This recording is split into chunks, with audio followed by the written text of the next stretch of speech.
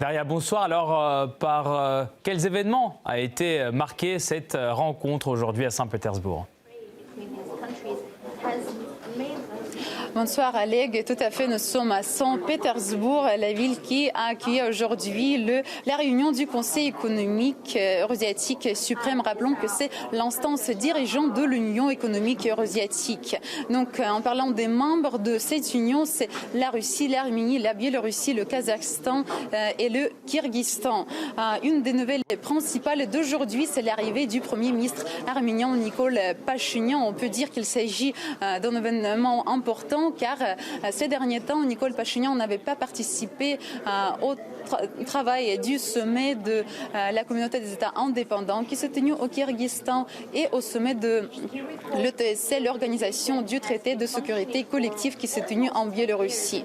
En arrivant à l'endroit de la tenue de la réunion d'aujourd'hui, Alexandre Loukachenko, à la joie des journalistes, a répondu à nos questions. Donc une de telles questions portait sur la non-participation de Nikol Pachinian au sommet de l'OTSC qui s'est tenu à Minsk en novembre et sur son arrivée aujourd'hui à Saint-Pétersbourg. Écoutez la réponse du dirigeant biélorusse.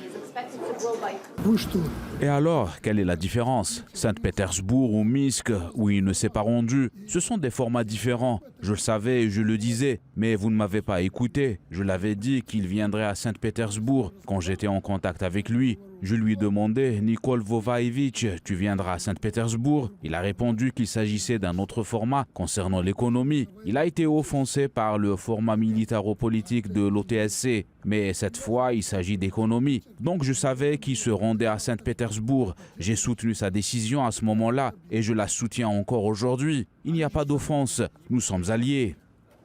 Alexandre Loukachenko s'est dit convaincu que l'Arménie restera le membre de l'Union économique eurasiatique si, je cite, le pays ne veut pas mourir économiquement. La réunion d'aujourd'hui s'est tenue en deux formats, un format restreint et un format élargi. Lors du format restreint, le dirigeant russe Vladimir Poutine a déclaré que le travail de l'Union se développait avec succès malgré les difficultés dans le monde. L'Union eurasiatique poursuit son activité depuis 10 ans maintenant. Et durant cette période, les échanges commerciaux bilatéraux ont presque doublé. Le PIB global des pays de l'Union eurasiatique est passé de 1,6 à 2,5 billions de dollars. Des marchés unifiés de biens, de services, de capitaux et de ressources humaines de grande capacité ont été créés et fonctionnent selon les règles préétablies.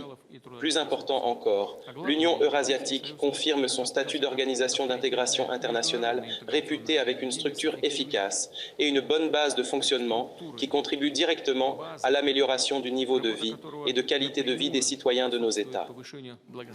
À partir du 1er janvier 2024, c'est l'Arménie qui présidera l'Union économique eurasiatique. Vladimir Poutine, quant à lui, a souhaité du courage à l'Arménie.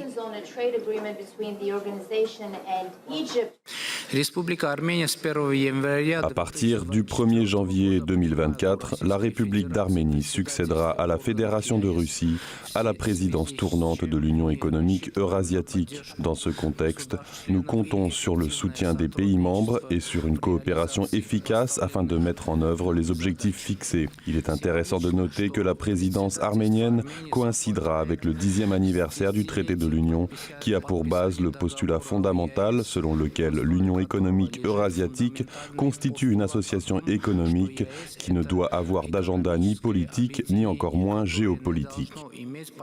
Au début du format élargi, Vladimir Poutine a déclaré que tous les membres du Conseil économique eurasiatique suprême étaient convenus d'approuver la déclaration finale qui est un document de programme. Le 10e sommet anniversaire de l'Union économique eurasiatique aura lieu en mai 2024 à Moscou. Demain, les dirigeants vont poursuivre leur travail à Saint-Pétersbourg car c'est le sommet non formel de la communauté des États indépendants qui va avoir lieu. Merci beaucoup Daria pour toutes ces précisions depuis Saint-Pétersbourg en direct. Ma collègue Daria Vaganova.